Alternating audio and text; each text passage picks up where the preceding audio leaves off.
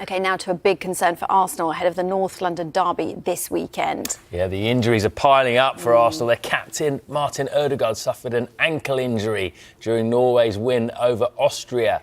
Ødegaard had to be helped from the pitch after injuring his ankle, with the Norway boss Ståle Solbakken saying after the game that it doesn't look good. Arsenal already without the suspended Declan Rice for Sunday's game against Tottenham. Well, speaking to Norwegian broadcaster TV2, team doctor Ola Sand gave a brief update saying this: Martin is doing quite well now. He got a small ankle sprain. Ankle sprains are difficult to deal with straight away, so we almost have to see how things go forward. We will examine him when we are back at the hotel. Right, let's speak to James about this then. Not great news for Arsenal fans, is this? Because it's not the first injury or suspension that they've had in the last few days. No, and in terms of Ødegaard, this is a real concern for Arsenal, considering the impact he's had over the course of the last 3 years he's been there. Since joining in 2021, he's been pretty much ever present in that Arsenal team. In fact, over the course of the last 2 seasons and then the first few games of this season, he's missed just 4 Premier League matches, which shows just how important he's been to Arsenal. He's been in the PFA Team of the Year the past 2 seasons as well. And we can look at how he compares to the other Arsenal midfielders and the other Arsenal players. You can see his impact when it comes to his goal scoring ability, third when it comes to goals and assists. And also crucially as well, you look at the bottom of the screen there, possession 1 in the final third, pass into the box, he's the first. So we can see he's made such a big impact in terms of keeping Arsenal ticking in the middle of the park, also winning the ball back, heart of the pitch and creating those chances. And without Declan Rice there this weekend as well, you have to fear for Arsenal. I think when you see Martin Ødegaard at the start of this season, his stats haven't been that impressive in terms of there's not been any goals or assists, but when you watch him in the flesh, he's an unbelievable player. He is the heartbeat of that Arsenal team. Yes, you've got Saka there, yes, you've got Havertz, you've got the brilliant centre-backs and the goalkeeper, but it's Martin Ødegaard that keeps that team ticking together. So Arsenal fans, be fingers crossed that it's not too bad, because there's mixed reports there at this moment in time. Is it a twisted ankle?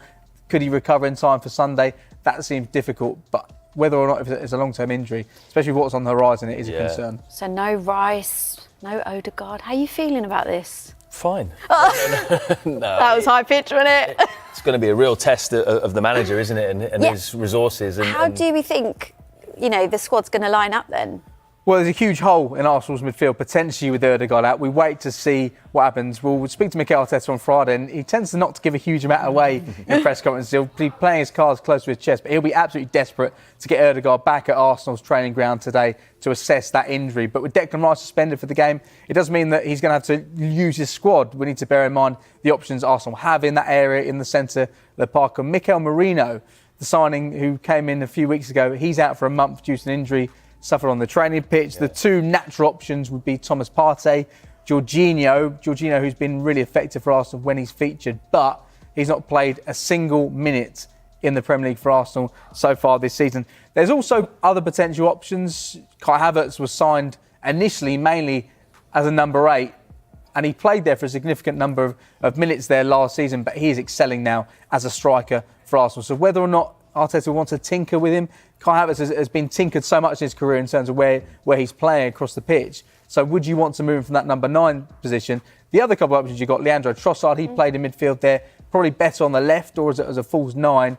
And 2 left field options. Zinchenko has played there for Manchester City. He inverts as a fullback as well, so maybe he could slot in. And Jurrien Timber, this was spoken about in pre-season as well. Timber and Arteta spoke about the possibility of Timber playing in midfield. It's something he's done for Ajax, but bearing in mind his lack of minutes for Arsenal since joining the club, that would feel like a bit of a risk. So there are options there, but of course, no options as good as Martin Ødegaard and Declan Rice.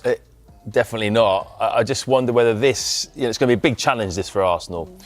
And the fact that he's signed so many players, though, that can play in different positions, this is where you need it, isn't it? You mentioned there Timber, Zinchenko. These are guys, and the defenders too. They can all play in different positions.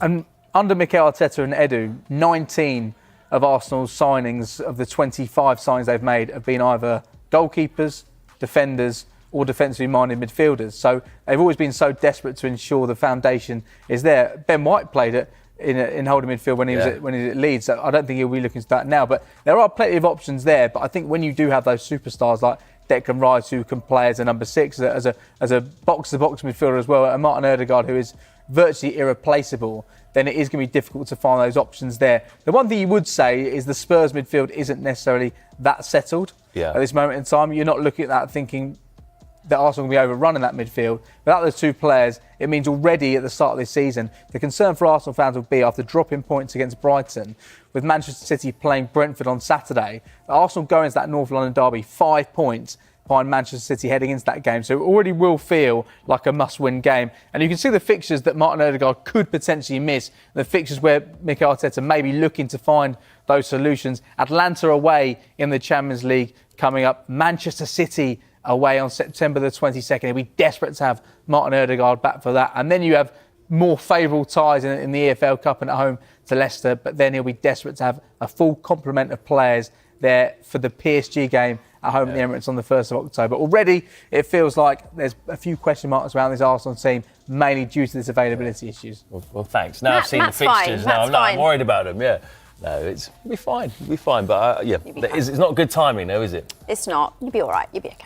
Well, you can see if they're going to be all right because the North London derby will be the first of a Super Sunday double header. It all kicks off from 1 o'clock on Sky Sports Premier League. Star Martin Ødegaard spotted on crutches after injury, North London derby in doubt. Arsenal's Martin Ødegaard has been seen on crutches following an ankle injury, raising concerns ahead of the upcoming North London derby. The Gunners' captain sustained the injury during Norway's Nations League clash against Austria on Monday night, where he was forced to exit the game after an hour of play. Ødegaard, while boarding a flight home, was photographed not only using crutches but also missing a shoe on his left foot, indicating the severity of the injury. The Norwegian star took a hard knock to his left ankle, causing him to land awkwardly and twist it. Norway's head coach, Ståle Solbakken, shared his concern after the game, saying, "It looked bad in the locker room. He didn't feel strong enough to continue. I don't think Arteta will be calling me tonight with praise." Team Dr. Ola Sand added, "He has a minor ankle sprain. We'll take a closer look, possibly with ultrasound, and if we're still uncertain, we'll schedule an MRI tomorrow." Ødegaard is now on his way back to England, where Arsenal's medical team will assess the injury to determine if he can feature in Sunday's crucial North London derby against Tottenham Hotspur. Arsenal manager Mikel Arteta is already facing a selection dilemma with the absence of key players like Declan Rice and Mikel Merino. Rice is set to miss the derby due to suspension following his red card against Brighton, leaving a significant gap in midfield, while Merino remains sidelined after suffering a shoulder injury during his first training session with the club. The potential loss of Ødegaard now adds another layer of complexity for Arteta. Ødegaard's injury occurred when Austrian midfielder Christoph Baumgartner tackled him, causing the Arsenal star to fall awkwardly on his ankle, twisting it beneath him. He attempted to walk off the field but ultimately needed assistance from the medical team, visibly distressed as he covered his face while being helped off. Tottenham also faces injury concerns ahead of the derby, with key players like Richarlison, Mickey van de Ven, and Dominic Solanke having missed their recent Premier League match against Newcastle. The first North London derby of the season is scheduled for Sunday, August 15th, with kickoff set for 2 p.m.